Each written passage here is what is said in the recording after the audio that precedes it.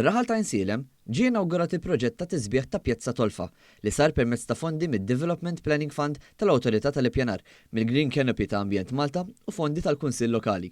Dan il-proġett li għalih l-Awtorità tal-Ippjanar iffinanzjat madwar 165,000 euro mid-Development Planning Fund wara li rċiviet applikazzjoni konġunta minn Eko Għawdex u mill-Kunsill Lokali, inkluda l-bini tal-pjazza mill-ġdid waqt li tħawlu 15 siġra biex jitgawdew fi spazju miftuħ mill-pubbliku. Il-proġett ġie inawgurat mill-Ministru għal-Għawdex u l-Ippjanar Clint Camilleri, is-Segretarju Parlamentari għall-Gvern Lokali Ellison Zara Faċivelli, flimkien mas-Sindku tal-Lokalità Kevin Kawki u membri tal-istess Kunsill.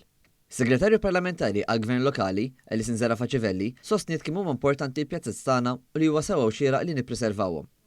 Il-pjazzas Maltin huma importanti għal komunitajiet Maltin u Għawċin u l-Kunsill Lokali ta' Insielem għaraf jagħmel użu tajjeb mill-fondi li kellu għad-dispożizzjoni tiegħu maħruġa mill-Awtorità tal-Ippjanar sabiex irriġenera u għamel spazju miftuħ għal familji li jgħixu f'Insielem. Issa nistieden il-familji ta' Insielem u dak kollha li jiġu jżuru lil Insielem sabiex jagħmlu użu tajjeb minn din il-pjazza fil-waqt li jieħdu gost jibżgħu għall-ambjent.